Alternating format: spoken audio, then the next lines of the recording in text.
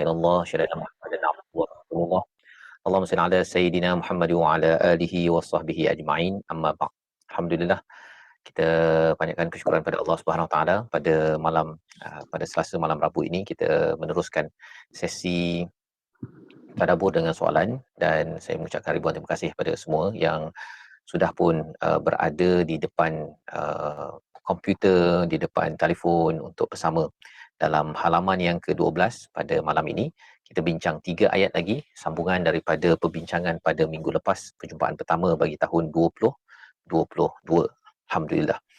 Dan insyaAllah sesi kita ini akan berjalan sehingga jam maksimum 10.30, ya, sama ada lebih awal ataupun 10.30 maksimum. Kita akan berbincang 3 ayat. Jadi saya semak dulu audio dan juga visual bagi semua yang berada di Zoom, di Facebook, di YouTube. Jelas jemput untuk share bersama dengan rakan-rakan yang mungkin dalam perjalanan daripada masjid, daripada surau di tempat masing-masing, insyaAllah. Okay, jelas ya. Kita minta dulu respon daripada Zoom dahulu, respon teks ataupun daripada dalam bentuk suara pun boleh, tak ada masalah. Alhamdulillah, Melaka tu kan jelas Ustaz. Jelas ya? Okey, Melaka jelas. Alhamdulillah. Yang di Shah Alam okey ya? Di Facebook mungkin Senawang jelas. Okey. So kalau jelas Senawang, Melaka jelas tu kira jelaslah semua tu. Okey. Okey. Alhamdulillah suara jelas dan visual jelas. Kita nak sama-sama memulakan majlis kita dengan Ummul Quran Al-Fatihah kita bersama, insya-Allah ya.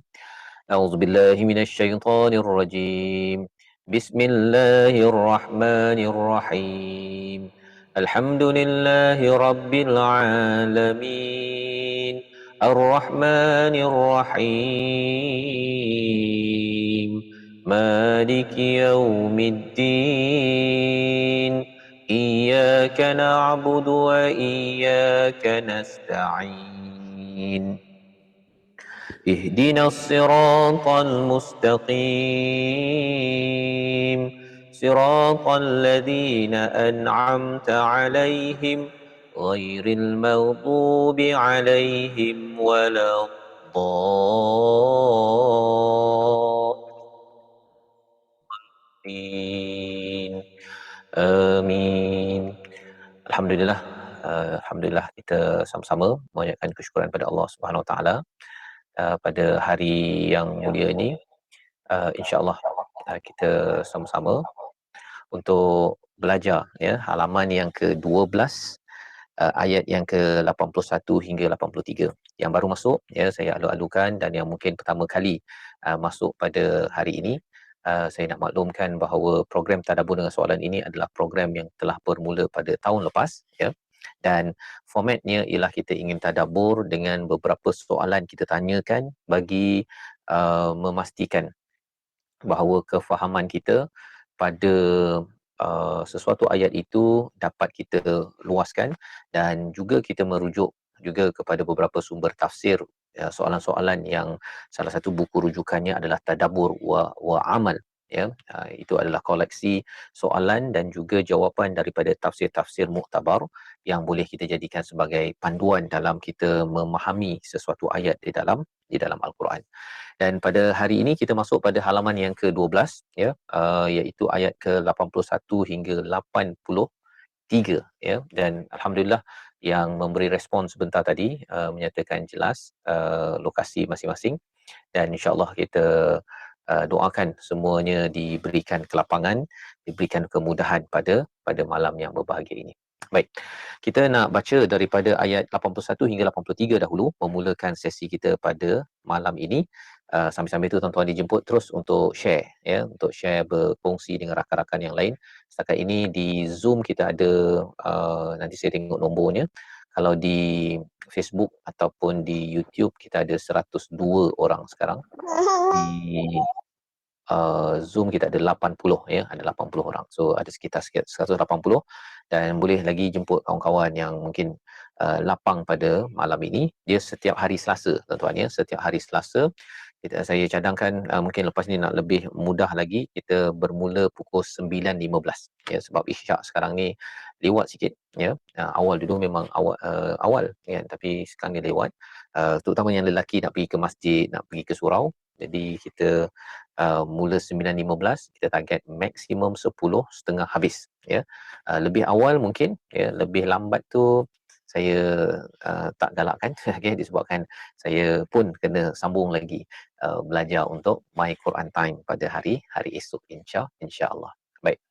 Jadi alhamdulillah kalau semua sudah share, dah berkongsi di YouTube, di WhatsApp, bezanya apa tadabbur dengan soalan dengan di My Quran Time. Bezanya My Quran Time tu kita ambil satu hari satu halaman. Ya, tapi kalau di tadabbur dengan soalan ni satu hari, bukan satu hari, satu minggu setengah halaman. Setengah halaman. Setengah halaman, dan kita akan tengok sedikit-sedikit beberapa persoalan yang mungkin timbul ya daripada ayat-ayat yang dibincangkan, dan kemudian kita cuba cari jawapannya dengan ilmu tadabbur ya, dengan kita sama-sama merujuk kepada Al-Quran. Dan pada minggu lepas saya dicadangkan mungkin ada kumpulan mereka yang mengkaji tafsir Ibnu Kathir contohnya, ataupun yang mengkaji daripada Qurtubi, daripada Hamka ya. Kalau dapat itu lagi bagus ya. Mungkin nanti daripada Urustia nanti by minggu ini sudah pun diwujudkan kumpulan-kumpulan tersebut ya. Paling kurang tafsir Hamka, tafsir Ibnu Kathir, kemudian sekarang ni kita dah ada tafsir As-Sa'di.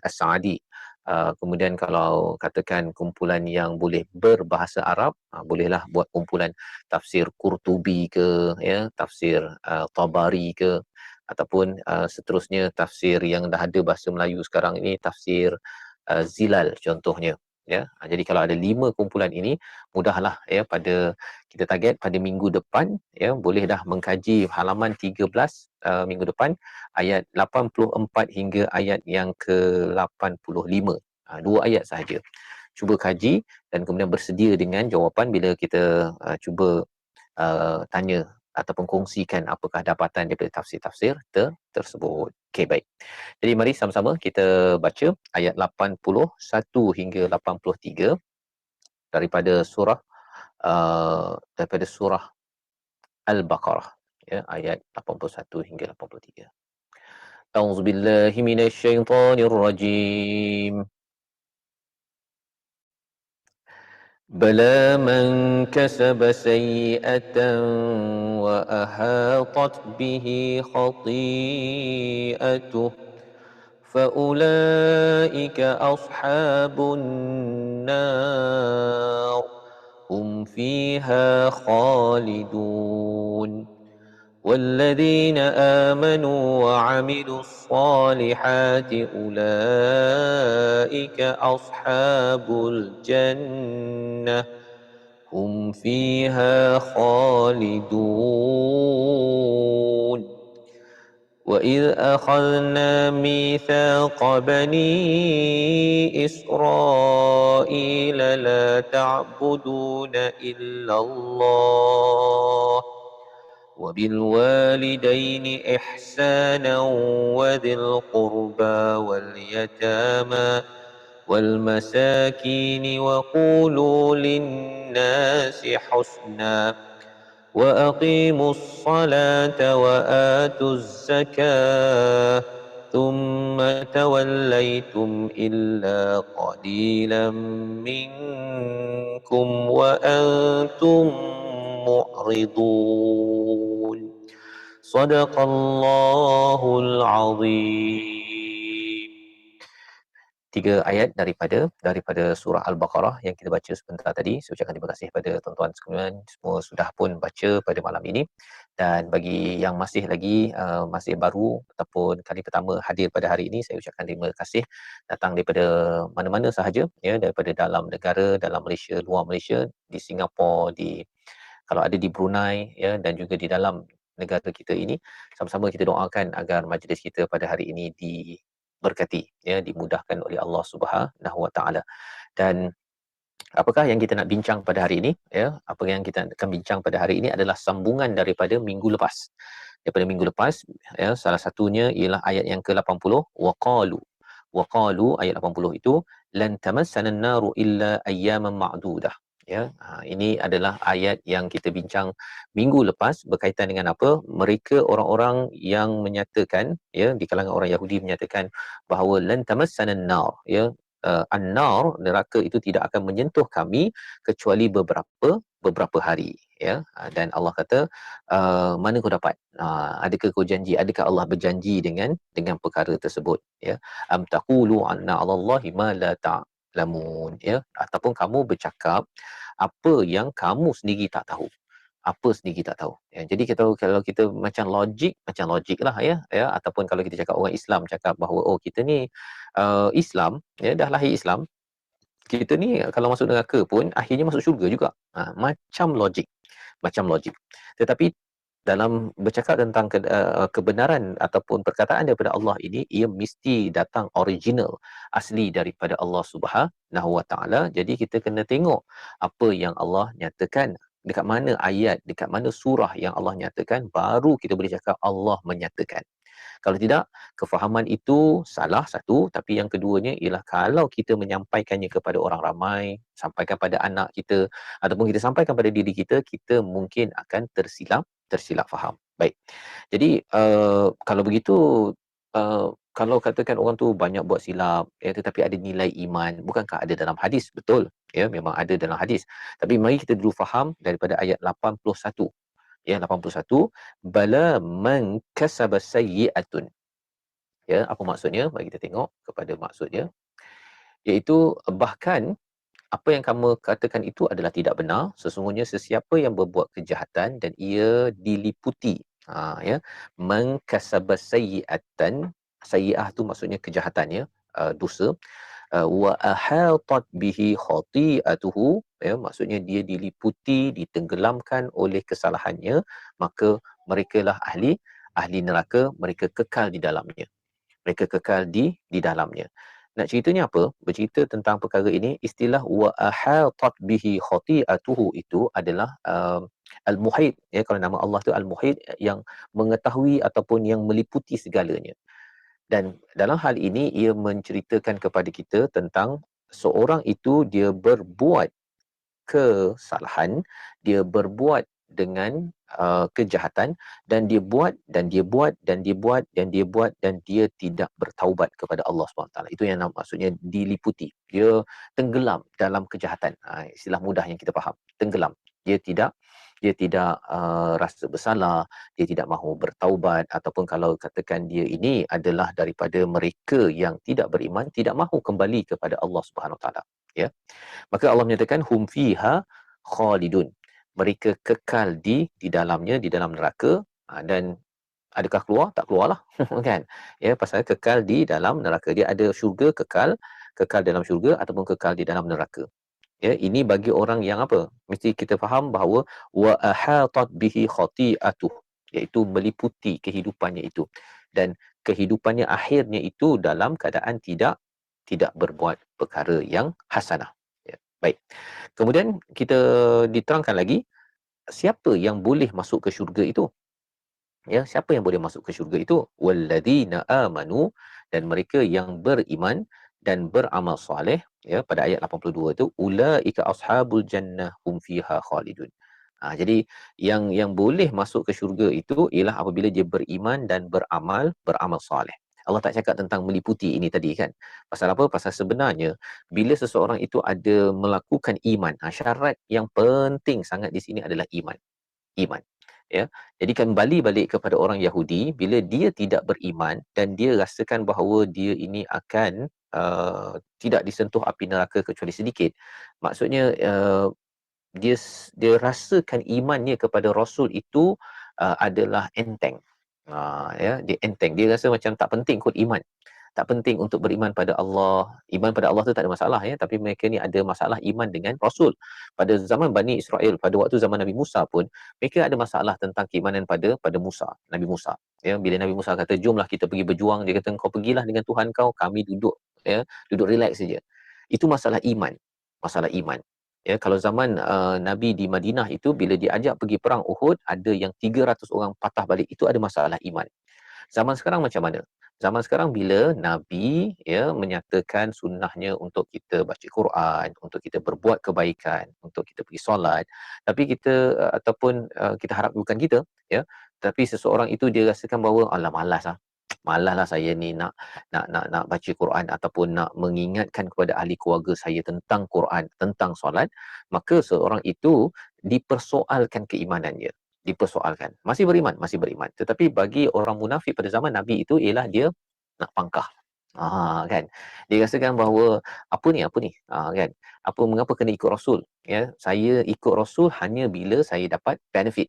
Itu munafik pada zaman Rasul sallallahu alaihi wasallam, ya. Dapat benefit, dapat harta, yang itu dia datang. Dia show up lah. Itu sebabnya dia semayang pun waktu siang dia, waktu malam dia tak datang. Dia tak datang ke masjid waktu Isyak ataupun pada waktu subuh yang sekarang ini kita diizinkan oleh Allah boleh kembali balik ke masjid. Kita kena gunakan peluang ini. Baik. Jadi yang pertama apa? Iman, amanu. Ya, amanu ini dalam bentuk madhi kat sini ya. Dan yang keduanya adalah wa amilus solihat. Wa amilus solihat. Apa maksud wa amilus solihat? Iaitu cuba untuk dia beramal soleh dan baiki dan melakukan islah. Itu mindsetnya yang kita dah belajar daripada awal surah Al-Baqarah. Apakah yang silapnya dekat sini bagi orang yang menyatakan dia tidak akan masuk neraka kecuali beberapa hari, kerana dia merasakan bahawa kalau dia lahir sebagai seorang Yahudi, the chosen one, dia terpilih, maka dia akan masuk syurga. Akhirnya kalau dia buat jahat pun akhirnya masuk ke syurga, dan dia tak payah berbuat amal soleh. Dia tidak perlu baiki amalnya. Ya, tidak perlu baiki amal dia. Dia rasa macam kita terpilih. Dah lahir Islam kan. Buatilah apa saja. Kan. Jadi itu adalah kefahaman yang salah. Kita kena baiki, kalau kita tak solat, kita kena solat, ya. Kalau tak baca Quran, cuba baca, kita cuba fahamnya. Kemudian kita di tempat kerja, dalam hidup kita seharian, kita cuba baiki apa yang perlu kita baiki. Itu namanya amal wa amilus solihat, ya. Ulaika ashabul jannah hum fiha khalidun. Ya, ulaika ashabul jannah hum fiha khalidun. Kekal di dalamnya. Jadi amat agak mudah ya ayat 81 dan 82 untuk kita faham ya. 81 dan 82 ni kita straightforward lah sebenarnya ya. Dia menjawab kepada persoalan-persoalan di halaman 12 ini. Satu apa? Tentang ada orang yang dia tidak berapa sedar Allah ini mengetahui perkara yang tersembunyi dan yang terang. Kan? Yang keduanya itu ayat 77. Minggu lepas kita bincang. Ayat 78 ialah dia merasakan bahawa dia ni teka-teka je.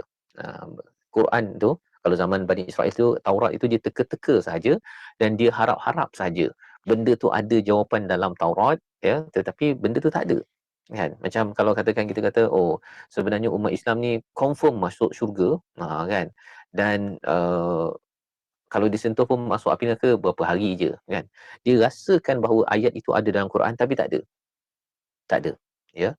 Dan kemudian kita bincang tentang orang yang cuba menulis Alkitab dengan tangan mereka, kemudian dia kata ini adalah ayat daripada Allah. Ini Allah cakap, ini Allah cakap, ini Allah kata suruh buat dan sebagainya, tapi sebenarnya Allah tak suruh buat. Allah tak suruh buat. Ya. Jadi ini yang kita bincang pada minggu lepas. Kerana gejala ini maka dia bawakan ideologi kita selamat. Dia rasakan bahawa it's okay, buatlah dosa macam mana pun kita rasa selamat. Tetapi tidak seperti mana yang Allah nyatakan tadi, mesti kita kena berusaha, beriman, beramal soleh. Dia rasa selamat ini tuan-tuan, dalam Al-Quran ada banyak kisah.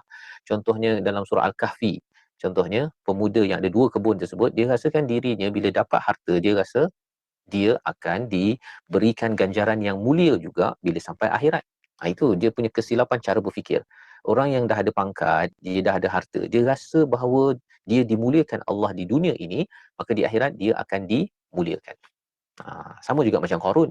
Qarun dia rasakan bahawa aku ini diberikan harta ini kerana memang diberikan oleh Allah, ya. Kerana apa? Kerana aku pandai. Kerana ilmu yang aku ada ini melayakkan aku dapat. Dia tak tahu bahawa sebenarnya ilmu dia pun adalah daripada Allah, dan Allah boleh bagi pada sesiapa saja. Allah boleh bagi pada Donald Trump, kaya. Allah boleh bagi pada Nabi Sulaiman, kaya. Boleh. Kan? Tetapi Allah juga boleh menarik daripada Nabi Ayub, Allah boleh menarik daripada Nabi Yusuf, ataupun Nabi Yusuf tak ada apa-apa pada peringkat awal, Allah boleh buat. Dan itu tidak melambangkan keimanan. tidak melambangkan keimanan. Ya, harta dan keimanan dua perkara yang berbeza. Jadi ini adalah dua ayat untuk kita faham betapa pentingnya kita memahami Al-Quran. Kalau kita tengok ayat 77 tu ketauhidan pada Allah, ayat 78 itu tentang Quran, dan ayat 79 dan 80 itu kita bercakap tentang kefahaman hari akhirat. 79 itu bercakap tentang Quran lagi, ya, ataupun kitab. Ayat 80 itu berkaitan dengan hari akhirat. Perkara-perkara ini semuanya kalau kita perasan adalah apa? Rukun iman. Kan, rukun iman yang diajarkan melalui Quran. Ada beza tak tuan-tuan? Kita belajar rukun iman masa sekolah rendah dengan sekolah menengah berbanding dengan kita belajar rukun iman daripada ayat-ayat Quran yang kita baca sebentar tadi. Mungkin saya minta respon lah daripada di Zoom. Kalau ada respon. Ada beza tak kita belajar rukun iman sekolah rendah ke, sekolah menengah ke, sekolah agama, dengan kita melihat kepada satu ayat yang kalau contoh ayat 77 berkaitan dengan Allah, ayat 78 berkaitan dengan Al-Quran, 79 berkaitan dengan kitab, ya, masih lagi kitab, ayat 80 berkaitan dengan konsep hari akhirat. Ada beza, tak ada beza? Silakan kalau ada nak respon.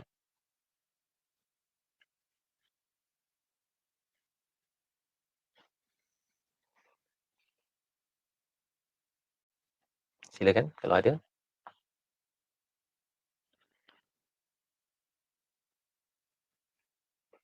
Ke belum ada lagi? Masa di sekolah hafal je. Okey, itu kalau dari segi komentar. Kalau yang di Zoom, kalau nak bercakap tu terus je on mic dan uh, boleh bercakap, ya. Baik. Nabi Syah menyatakan masa di sekolah hafal je, kan? Masa sekolah hafal je. Dan bagaimana pula di online? Okey. Puan Zaliha kata ada beza, ya. Apa bezanya tu? Yang di Zoom lah saya minta respon. Apa bezanya? Apa beza? Dekat sekolah dia pakai point-point aja Ustaz. Point-point je. Ha. Kalau Quran macam mana? Quran dia lebih jelas. Quran dia lebih jelas Kita untuk cuba menjelaskan, untuk menerangkan. internalize lah. Sekarang kita cuba internalize dan apply dengan kehidupan lah. Kalau dulu tu kita belajar lain, kehidupan kita lain. Kita tak integrate kedua-duanya. Okey. Jadi itu beza yang jelas, kan. Bagaimana Quran ini mendidik iman kita. Itu sebabnya dalam surah Al-Anfal Allah menyatakan wa idza tuliyat alaihim ayatuhu zadatuhum imana. Apabila dibacakan ayat Al-Quran itu, bertambah iman mereka. Yang kita nama iman itu, memang kita tahu ada rukun iman, tetapi bila rukun iman itu dibincangkan dalam bentuk point form masa sekolah rendah dahulu, kita pun tak tahu dekat mana ayat Quran bercakap tentang rukun iman kepada Allah, kepada akhirat, kepada kitab. Dia macam general, umum sahaja. Jadi dia pun tak grip kepada hati kita, ya. Pasal iman itu di hati. Tapi bila kita baca Al-Quran, itu sebabnya membaca Al-Quran ini, kita baca, kita tadabbur, ya, kita menyoal pula, mengapa pula Allah letak ayat ini? Kan? Apa kepentingan ayat ini di sini? Maka kita pun nampak, okey, baru nampak Allah sedang tukar-tukar, kan. Ini kepercayaan pada hari akhirat, kepercayaan kepada kitab, kepercayaan kepada Allah Subhanahu Wa Taala. Nanti ada pula kepada nabi dan sebagainya. Itu semua adalah cara bagaimana hati kita dibina dengan iman. Pasal bila iman ini makin tinggi, maka ia melatih kesabaran yang tinggi. Dia melatih kesabaran. Pasal sabar ni tuan-tuan, dia berkadar langsung dengan iman. Sabar berkadar langsung dengan iman. Pasal iman ini adalah sumber kekuatan, bateri pada hati kita. Sebabnya dalam surah Al-Anfal ayat 65 begitu, ya, bercerita tentang kalau ada orang yang kesabarannya itu, imannya bagus, sabarnya pun bagus, maka dia boleh mengalahkan 10 nisbah, ya. Tapi kalau katakan iman rendah sikit, sabar pun rendah, maka 1 boleh mengalahkan 2 orang dalam peperangan. Dalam kehidupan kita ni, dia punya semangatnya itu lain macam lah. Disebabkan apa? Iman itu dibina, ya. Pasal iman itu akan memberi kesan kepada kesabaran dalam kita berhadapan dengan ujian-ujian yang melanda. Jadi bagaimana kita nak meningkatkan iman ini? Dengan kita bersama Al-Quran. Quran memang confirm, insya-Allah, bila kita merendah diri, mohon pada Allah, ya, ditambahkan iman, maka salah satunya adalah dengan membaca, mentadabbur Al-Quran. Selain daripada amalan-amalan lain lah, ya, amalan-amalan lain untuk menambah iman. Baik. Jadi itu satu perbezaan ya yang saya nak highlightkan. Ada lagi yang nak berkongsi? Ya, Assalamualaikum Ustaz. Mungkin saya nak cuba. Saya masa kita sekolah rendah dulu, rukun iman ni kita ya, macam sebut tadi, kita hafal lah. Tapi bila kita baca Quran, banyak compare and contrast Ustaz. Compare and contrast maknanya bila ada benda yang baik, dia kadang-kadang dia pairing dengan benda yang buruk supaya kita dapat tengok perbezaan dia side by side. Macam ayat yang kita baca hari ni pun dia ada compare and contrast, good and bad. And banyak kali good and bad to appear as a pair in Quran Ustaz. Ya. Baik, terima kasih. Itu observation yang amat bagus ya, berkaitan dengan compare and contrast. Kita cuba banding dan juga cuba membezakan ya apa-apa sahaja yang sedang disampaikan. Kerana apa? Kerana bila bercakap tentang iman, iman ini bukanlah sekadar percaya tanpa ilmu. Bukan sekadar percaya tanpa fikir. Ya. Al-Quran ini mengasah kepada taqilun ya, agar kita menggunakan akal, tatafakkarun ya, untuk kita berfikir, dan kapasiti itulah yang dibawakan ya dalam ayat-ayat yang kita bincang, yang kita baca ya. Bila kita baca itu sebenarnya Allah sedang menyebabkan kita, okey, sila bandingkan dengan ini, sila kontrakan dengan ini ya. Dia membawa kita ini berfikir aras yang tinggi apabila kita cuba untuk memahami apa isi di dalam Al-Quran. Jadi ini proses untuk kita faham tuan-tuan ya. Kita proses, itu sebabnya mengapa Al-Quran ini dia ada banyak sudut ya, ada banyak sudut kita mendekatinya. Satu, kita boleh melihatnya dalam bentuk huda. Ya, kalau kita tengok surah Al-Baqarah ayat yang ke-185 ini, kita dekat Ramadan dah ya, kita akan jumpa ayat syahrul Ramadan allazi unzila fihi al-Quran. Ya, bulan Ramadan, bulan diturunkan Al-Quran. Kita simak sekejap apa dia punya fungsi je, agar bila kita ikuti program tadabbur dengan soalan ataupun kelas-kelas Quran, bila kita faham tentang bagaimana fungsi Al-Quran kepada diri manusia ya, berdasarkan pada penerangan Al-Quran, kita tahu, oh, no wonder lah pada zaman sahabat mereka ini transform. Okey, satu kata Allah dalam ayat 185 itu, iaitu apa? Hudal linnas. Dia menjadi huda. Huda ini maksudnya petunjuk apa yang saya kena buat dalam hidup saya, apa idea, apa yang perlu saya buat pada waktu pagi, pada waktu malam, itu huda. Apa yang saya perlu buat dengan keluarga saya, apa yang saya perlu buat dengan tempat kerja saya, itu huda. Ya, hudal linnas. Untuk siapa? Untuk seluruh manusia. Yang kedua adalah wabayyinatin minal huda. Wabayyinatin minal huda. Wabayyinatin minal huda ini ialah apa? Ia adalah penerangan yang jelas ya. Ia adalah sesuatu yang menerangkan sampai tahap, kalau tadi what, tapi bayyinat ini sampai tahap why. Sampai tahap mengapa ya. Dia jelas satu, tapi dia menerangkan mengapa. Bayyinat, dia bayyin ya. Dia cuba untuk menjelaskan, untuk membezakan sesuatu perkara. Contohnya lah ya. Contohnya bila kita cakap, saya baru je mendengar perkongsian tentang istilah infak di dalam Al-Quran ya. Infak. Bila Allah cakap tentang infak, Allah cakap bahawa Allah akan balas dengan sab'a sanabil. Ya, sab'a sanabil, 7 tangkai. Kan kita derma Allah umpamakan seperti sebiji butiran ya. Ini merujuk pada surah Al-Baqarah ayat 261 ya. Sab'a sanabil, 7 tangkai ya. Setiap tangkai itu ada 100 biji benih. Tetapi kalau di dalam surah Yusuf, Allah menyatakan tentang bagaimana Nabi Yusuf itu mentafsir mimpi pada waktu itu, bahawa ada 7 tangkai, tapi digunakan perkataan apa? Sab'a sumbulatin. Sab'a sumbulatin. 7 tangkai juga. Ya, 7 tangkai, dekat sana pun 7 tangkai. Tetapi 7 tangkai dalam bahasa Arab untuk yang surah Al-Baqarah ini adalah sab'a sanabil. Sab'a sanabil ini, dia kalau dalam kita ada singular, kita ada plural. Dalam bahasa Arab dia ada singular, dia ada plural, dan dia ada super plural. Super banyak. Super banyak. Dan sanabil ini adalah super banyak. berbanding dengan sumbulatin. Ini kita ambil teknikal sikit bahasa Arab, tapi nak ceritanya apa? Nak ceritanya ialah Al-Quran dia sampai tahap begitu sekali. Dia terangkan detail sampai begitu, nak beritahu bahawa kalau siapa derma RM1, ya, Allah boleh ganjarkan dengan berapa? 7 tangkai. Yang banyak ke super banyak? Banyak. Banyak ke super banyak? Banyak. Super banyak. Sanabil. Banyak. Super banyak. Super banyak. Banyak. Super banyak. Ya. Super banyak. Tapi kalau katakan pada peristiwa zaman Nabi Yusuf itu, pada 7 tangkai itu, sab'a sumbulatin, itu 7 tangkai yang banyak ke 7 tangkai super banyak?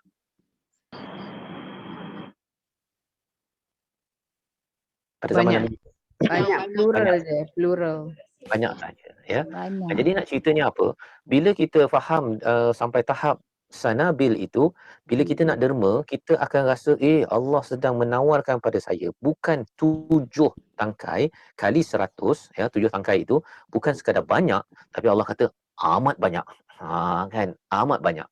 Sehingga kan semangat kita itu lain macam bila kita memahami perkataan sanabil yang Allah gunakan dalam surah Al-Baqarah ayat 2661 berbanding dalam surah Yusuf yang bercakap tentang sab'a sumbulatin.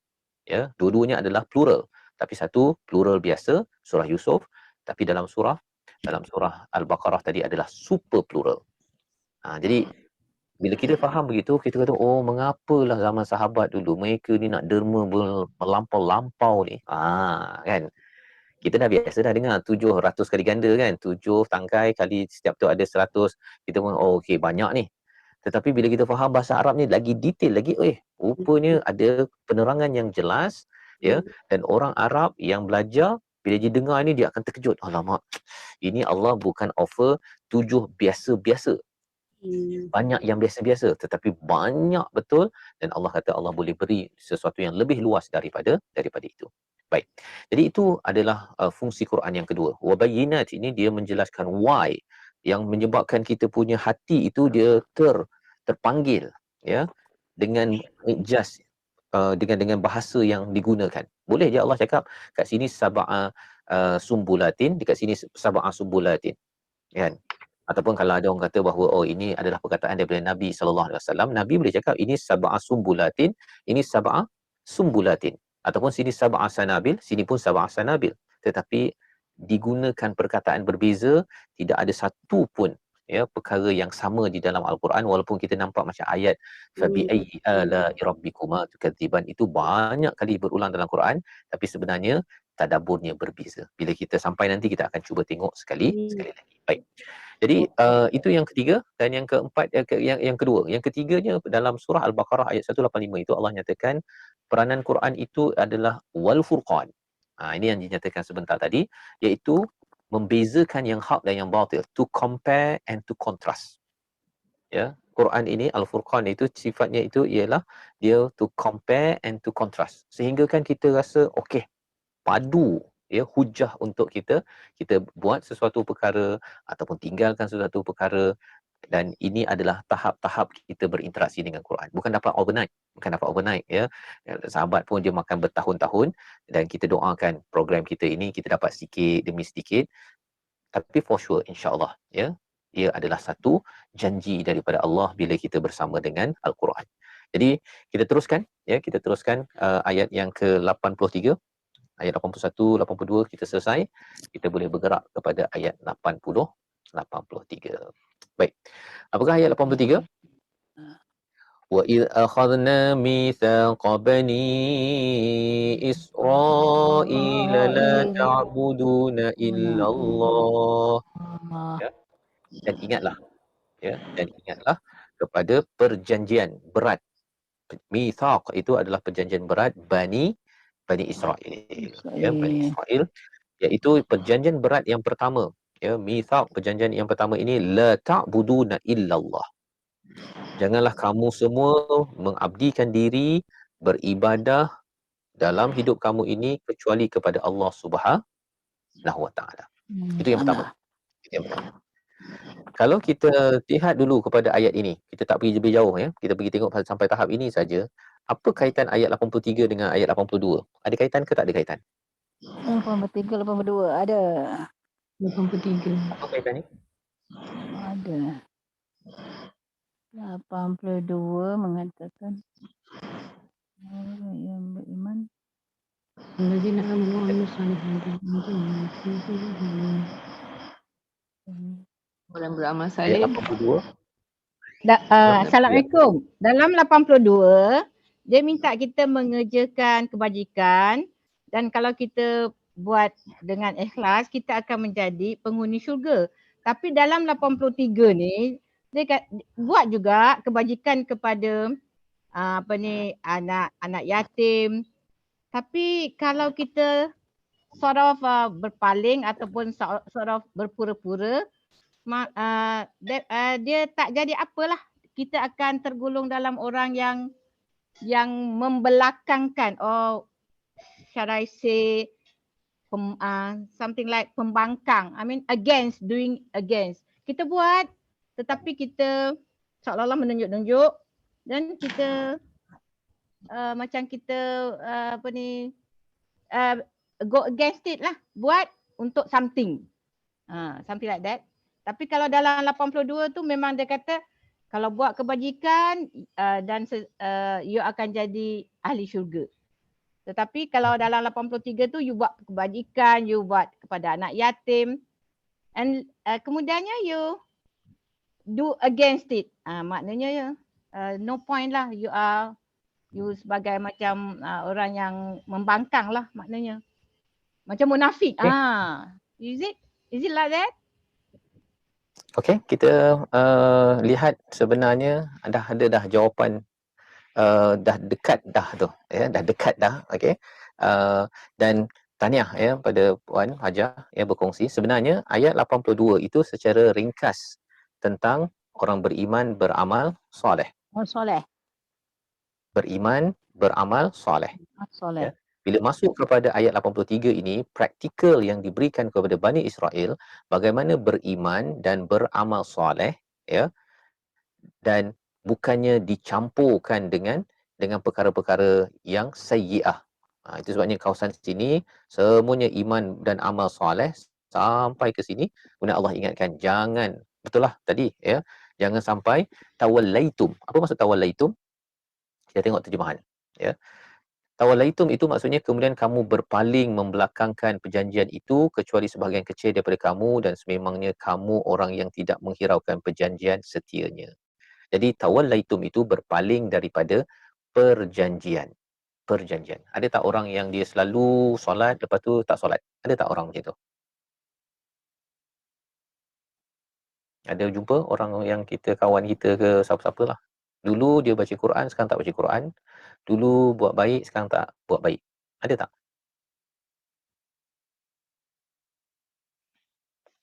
Ada tak ada? Jarang Ustaz. Biasanya kalau orang dah terus salat, dia terus salat Ustaz, kecuali ada sesuatu je.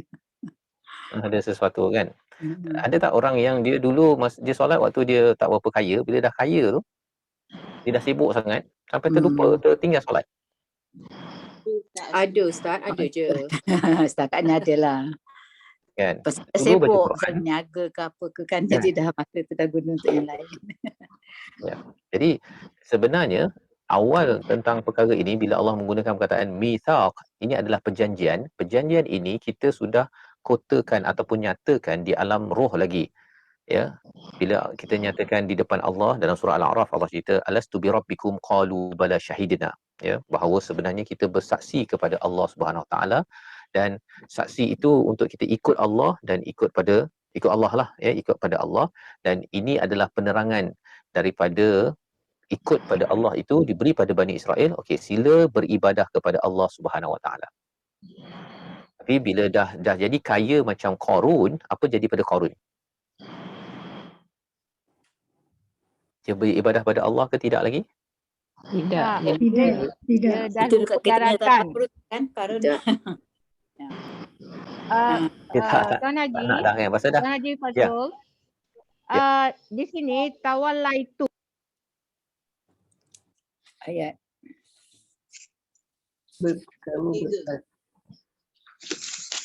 Silakan teruskan. Janji is the janji dengan Allah. Ya, tawallaitum tu, Betul? tawalla tu maksudnya berpaling daripada janji. Kita dah janji Betul. dengan Allah. Yes, that is what I'm trying to say. Kita berjanji dengan Allah. And then kita berpaling. That means kita lupa macam Karun lah, lupa dan kita tak buat lagi. Is that so? Ya, Yeah. betul. Okay. Itu maksud yang dalam ayat ini. Allah mengingatkan kepada kita, jangan sampai kita ini buat sesuatu perkara tu sampai dia tak habis. Tak habis. Kita beribadah pada Allah tak habis sampai ke hujung usia. Ataupun yang keduanya apa? Wabil walidaini ihsana, buat baik dengan mak ayah tak sampai habis. Ya. Sampai habis apa? Usia kita ke usia mak ayah kita? Dulu salah satu Ustaz. Samalah. Salah satu. Maknanya Kalau kita dah dulu pergi. Kalau mak ayah kita dah pergi, kita kena buat ihsan lagi ke tak? Kena Yes, kepada orang lain, pihak lain. Kita Kita kena tak boleh ambil syariat tu separuh-separuh lah. Kita mesti keseluruhannya. You do it ever. Mak ayah dah meninggal. Perlu buat ihsan lagi ke tak? Perlu Ustaz. Yes, Apa nak buat? perlu. Nak buat apa? Untuk Kita orang niat lain. untuk dia, kita baca Quran. Doakan. kita sedekahkan Ganjarannya doa kepada untuk dia. Ganjarannya Jadi kepada kita kena yang dah berdoa. pergi itulah. Kita kena berdoa kepada mak ayah kita. Itu sebabnya dalam hadis Nabi kan, idza mata ibnu Adam, bila mati anak Adam terputus amalannya kecuali 3 perkara. Salah satunya adalah doa anak yang soleh, solehah, ya, kepada kedua ibu bapanya. Pasal kalau dia tak soleh, ya, dia memang jahat lah kan.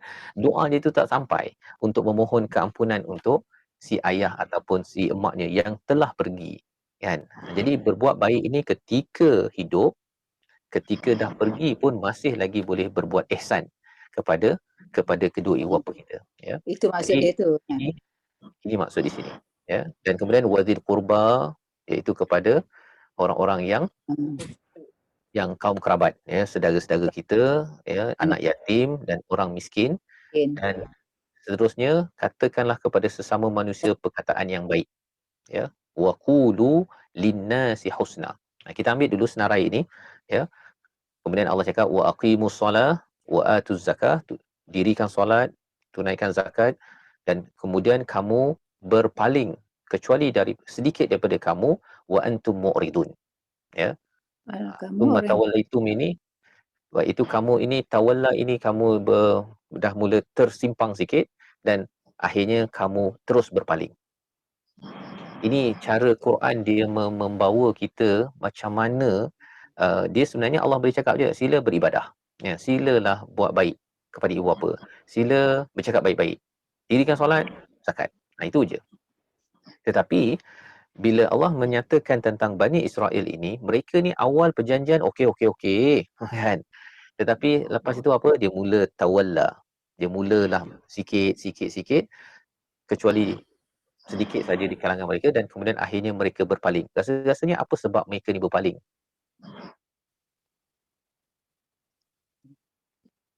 Saya cakap dah kufur nikmat. Okey. Itu mereka tidak betul-betul menghargai janji yang diberikan kepada mereka. Mereka sudah dah selamat daripada Mesir itu, ya, bersama dengan Nabi Musa, tetapi sebenarnya mindset mereka masih lagi mindset dijajah oleh Firaun. Jadi perangai-perangai mereka itu masih lagi ada yang tidak mengikut standard yang dinyatakan dalam ayat ini. Contohnya apa? La ta'buduna illallah. Mereka banyak merasakan kagum pada Firaun yang bagi mereka makan. Ya.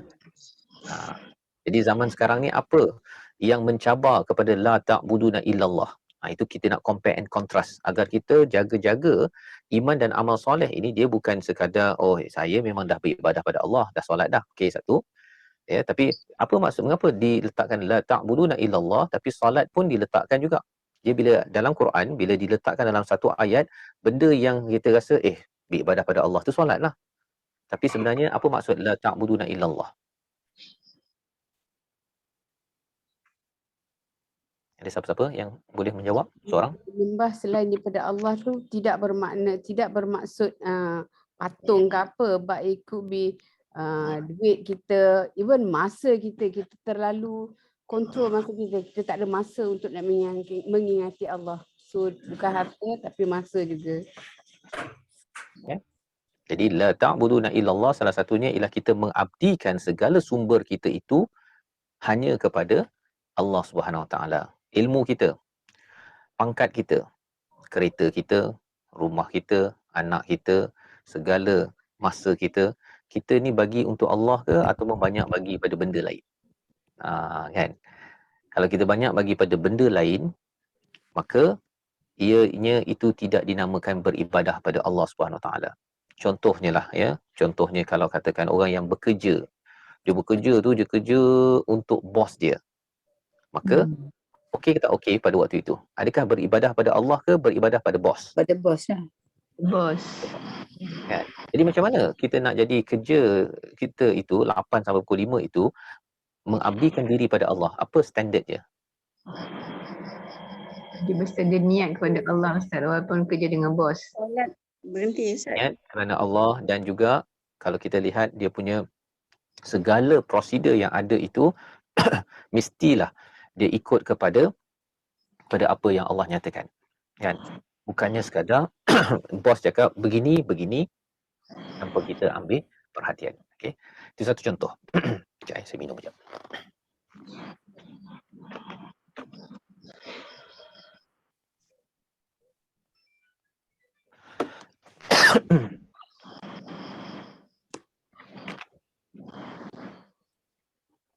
Baik.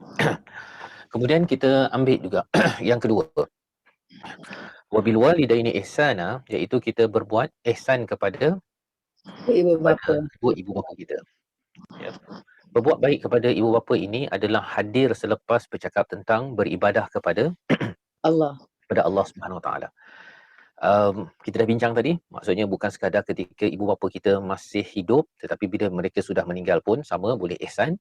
Tetapi diletakkan wabil walidaini ihsana ini dekat dengan ibadah kepada Allah. Ada kaitan ke tak ada kaitan? Ada Ustaz. Sebenarnya berkaitan dengan ibu bapa tu lebih utama. Selepas Allah baru ibu bapa. Selain benda-benda keluarga, ibu bapa dulu. Okey. Ya. Sebenarnya bila kita ini diberikan nikmat oleh Allah dengan ihsan. Maksudnya Allah bagi yang terbaik untuk kita. Ya. Allah bagi yang terbaik kepada kita. Cara kita nak balas yang terbaik kepada Allah balik itu, salah satu tandanya tengok macam mana kita deal dengan mak ayah kita. Allah bagi yang terbaik kan. Bagi oksigen, bagi darah, bagi nikmat, bagi matahari, bulan, semuanya Allah bagi dengan cara yang terbaik. Cara kita nak balasnya balik itu, salah satu tandanya ialah kita tengok macam mana kita layan mak ayah kita. Kalau dengan mak ayah itu cara bercakapnya, cara menghormatinya, cara menyanjungi dia, menolongnya. Kalau dia standard tinggi, maksudnya orang ini adalah orang yang betul-betul menghargai kepada ihsan daripada Allah Subhanahu Wa Taala. Tapi kalau katakan dia rasa macam alamak mak saya ni kan. Ini cabaran terutama kalau kita ada anak, ada cucu, tuan-tuan ya. Nak Saya cucu. anak remaja menghargai pada mak ayah dia, ya. Dan dia sanggup berkorban pada mak ayahnya itu, nak mendidik sampai tahap begitu, itu cabaran. Pasal apa? Pasal bagi mereka acuh tak acuh je pada mak ayah biasanya. Pasal mereka ada dunia mereka sendiri. Tetapi kalau mereka ini sedar bahawa tanda aras bahawa seseorang itu beragama, beribadah pada Allah, yang ini, ya, beribadah pada Allah, maka dia perlulah menjaga ihsan kepada kedua ibu bapanya. Kalau kita mungkin ada pengalaman lah, ya, pengalaman bila mak ayah dah umur sekitar 40-50-an, anak itu umur 15 tahun, anak remaja. Biasanya dia punya cara bercakapnya, tuan-tuan, dia ada dunia yang tersendiri. Kadang-kadang dia rasakan bahawa mak ayah dia tak faham apa yang dia nak, contohnya kan. Dia pun tengah mencari identiti. Jadi peranan kita pada waktu itu adalah sebagai ibu ayah, kena facilitate untuk anak ini jangan sampai derhaka kepada ibu ayahnya pula. Kan ada juga mak ayah yang dia sikit-sikitnya kamu ni anak derhaka. Kan sebenarnya ibu dan ayah yang mudah mengeluarkan perkataan begini, ibu ayah yang sebenarnya dia tidak menghargai kepada ayat ini, kan? Kita bukan kata ni kamu kena faham ni ayat 83, kamu ni anak. Tapi sebenarnya mak ayah perlu membantu anak untuk bersifat ihsan kepada kedua ibu bapa. Mengapa? Kerana ia ada kaitan dengan beribadah pada Allah. Kalau dia dah okey dengan mak ayah, ya, pengalaman saya lah kalau dekat US dahulu, ramai orang yang masuk Islam adalah mereka yang amat baik dengan mak ayah. Ya, pada hujung minggu nanti pun kita akan ada di My Quran Time, kita bincang dengan Brother Syafiq Liao. Ya, saya pernah tanya dia, dia ni baik tak dengan mak ayah dia? Dia amat baik dengan mak dia. Ya, jadi bila dia baik salah seorang daripada dua ibu bapa, itu adalah satu extra mile untuk seseorang itu kembali kepada fitrah agama. Kerana kalau boleh bersyukur kepada mak ataupun ayah walaupun bukan Islam, orang ini mudah untuk bersyukur kepada Allah. Tapi kalau dengan mak ayah, kita cakap mak ayah jahat lah, mak ayah ni tak faham lah, dia nak bergaduh dengan mak ayah, nak bunuh mak ataupun ayah, orang begini biasanya dia sukar sikit untuk mendapat hidayah daripada Allah. Kerana apa? Dia amat sombong. Dia tidak boleh buat ihsan kepada kedua ibu bapanya. Ya.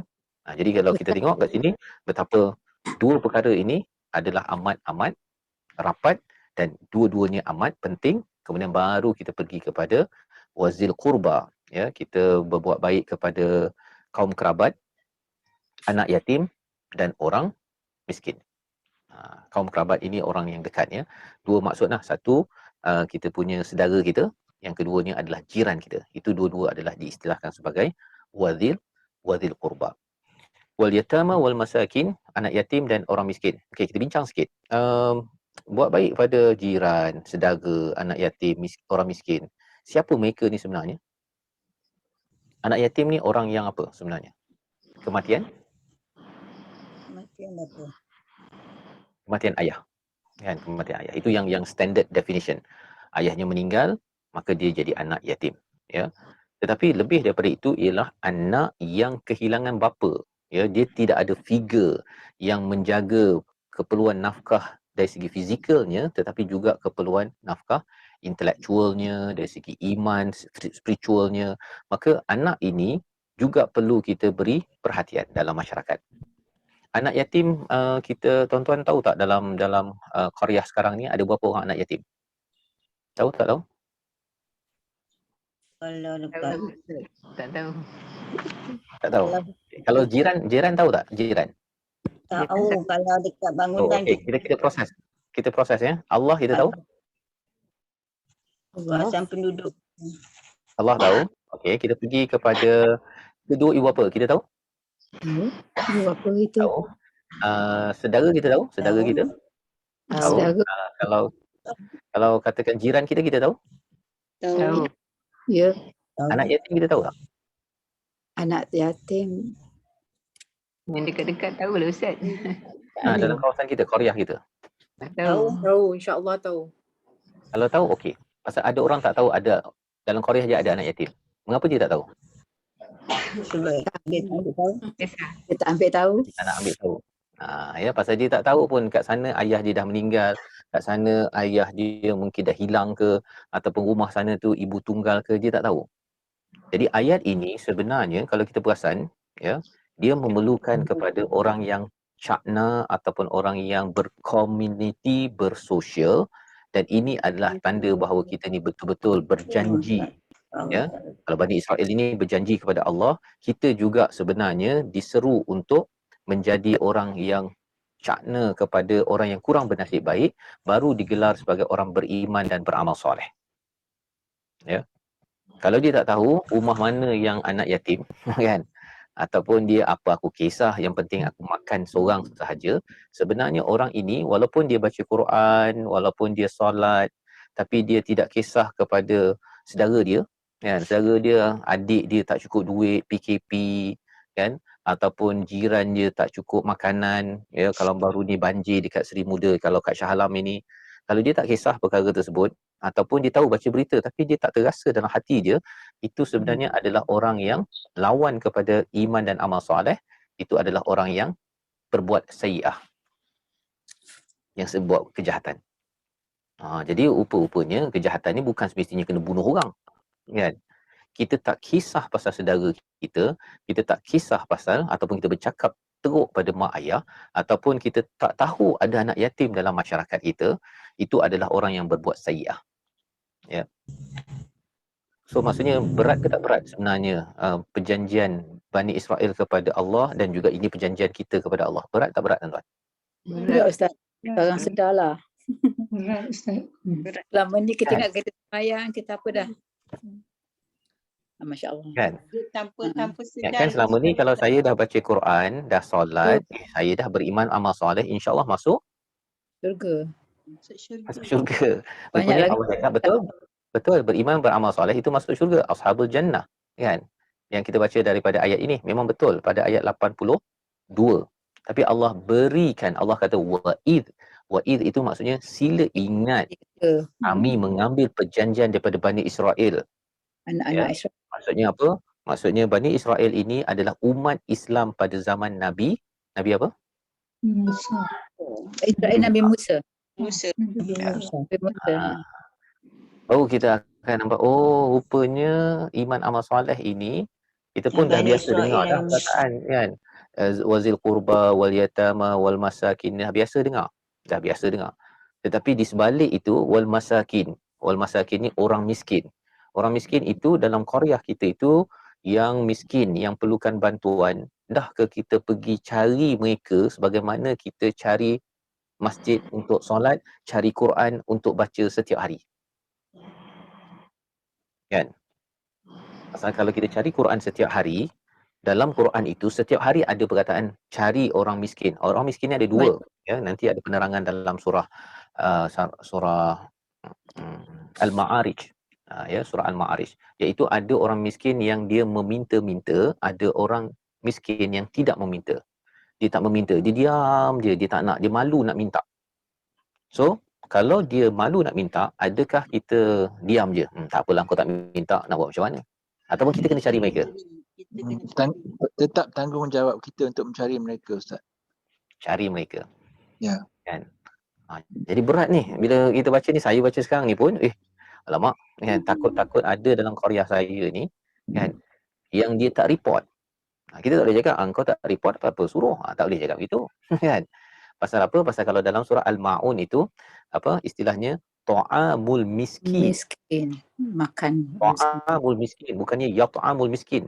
Yat'amul miskin itu adalah kita beri makan pada orang miskin. Ta'amul miskin dalam akaun kita, dalam duit kita itu ada ta'am, ada makanan. Hak Untuk orang miskin. Untuk orang miskin. Jadi kita tak boleh ambil semua. Kalau kita ada RM100, ya, ada sebahagiannya itu memang kita kena ambil dan kita kena cari orang miskin tersebut. Nah, ini hak kamu. Bukannya nanti kalau kamu tak cukup kau meminta. Kan? Kalau kamu tak cukup kau beritahu pada AJK, nanti AJK tanya pada saya baru bagi. Kalau tak tanya, nak buat macam mana? Tak boleh. Pasal apa? Pasal ini adalah tanda bahawa seseorang ini sedang membina iman dan amal, serius nak masuk syurga. Serius nak masuk syurga.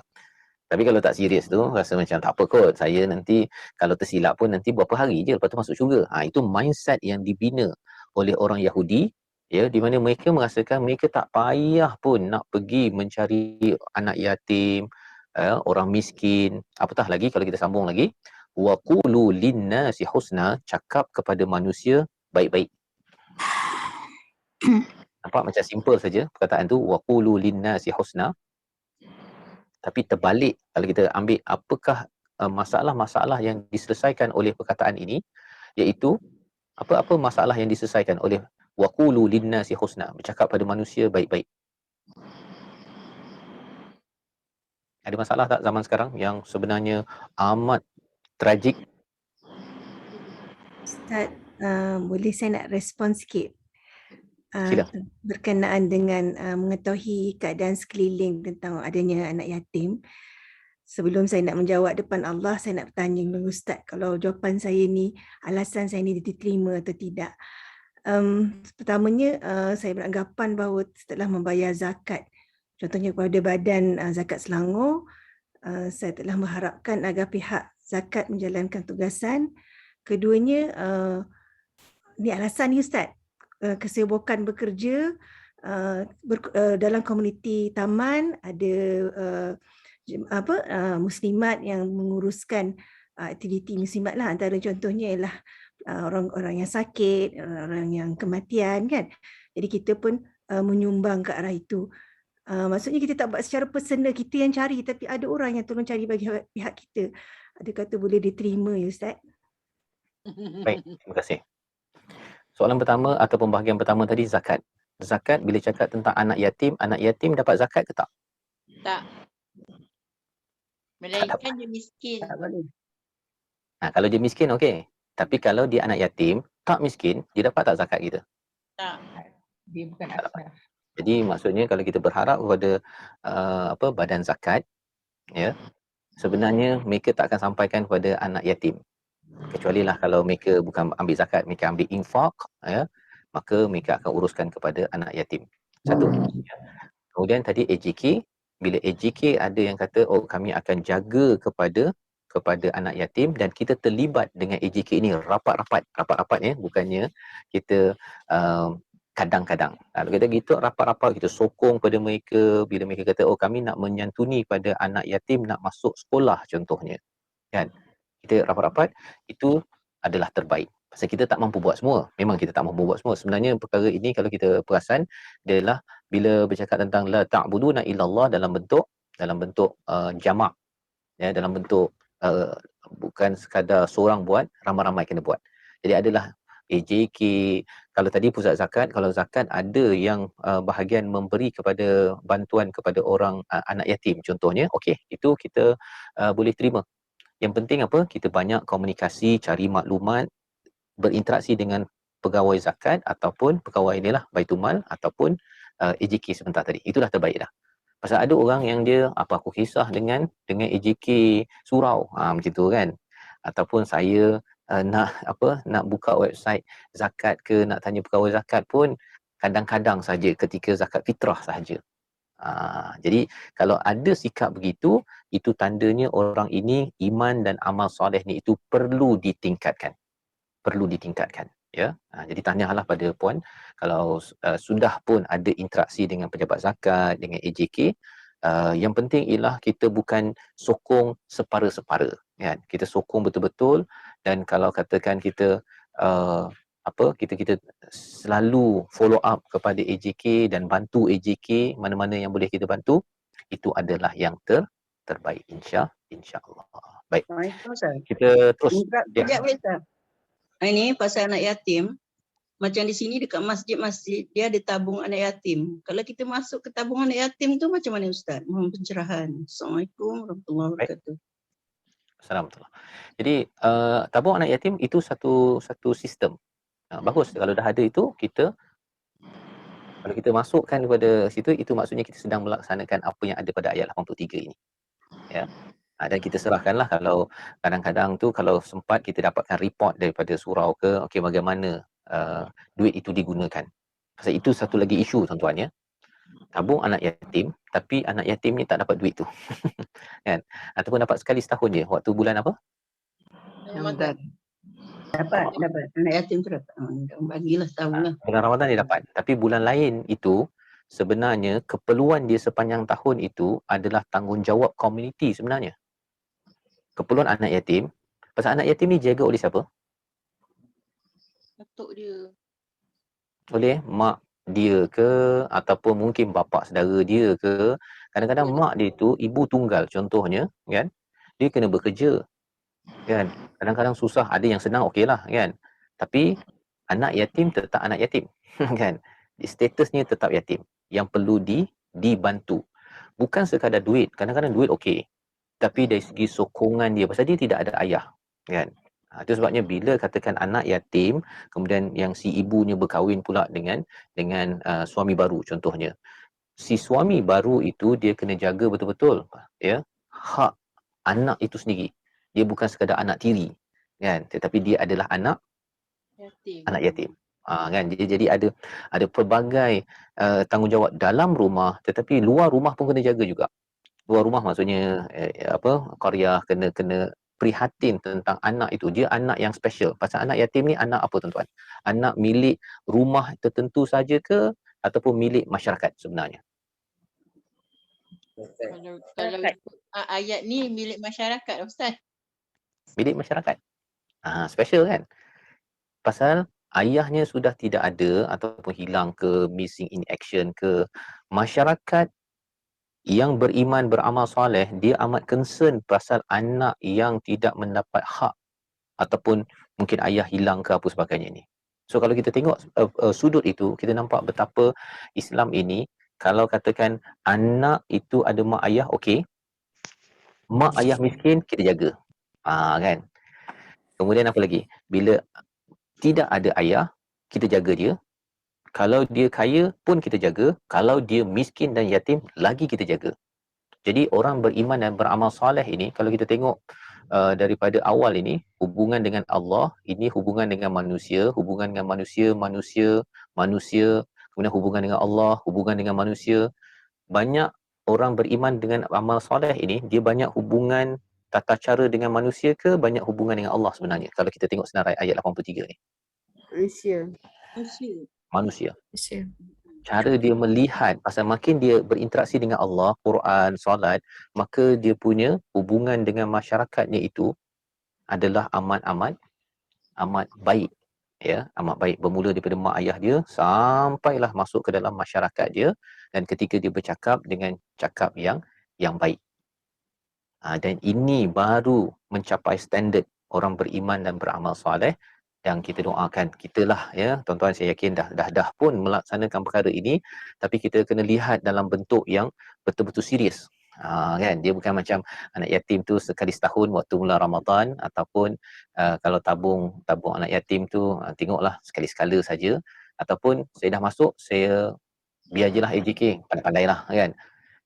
Kita kena pastikan kita tahu apa yang berlaku. Dia macam anak kita lah kan.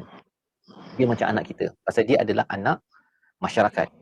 Saya mencadangkan ialah kalau boleh anak-anak yatim ini dia kena ada laporan macam report card kan. Report card, masyarakat tahu oh dia ni dah belajar okey, bajunya okey, macam anak kita. Macam anak kita. Tuan Haji. Ya. Tuan Haji, yang sebenarnya kita boleh dapat maklumat ni pergi sekolah je. Pergi sekolah, kita ada mana-mana sekolah, kita boleh dapat report ni sebab kita ada unit yang menguruskannya. And biasanya memang kita akan dapat bantuan dari segi keuangan, back to school program, hari raya. But one thing yang kita selalu lacking, itu materialistic. Tetapi yang lacking is especially for teenagers, early part of the sekolah menengah, they need moral support, emotional support. And biasanya they are very confused. Kenapa sekolah, the life is like this, balik rumah, life is like this. Especially kalau dia kena menumpang rumah saudara mara. That's why kita di sekolah ada counselor.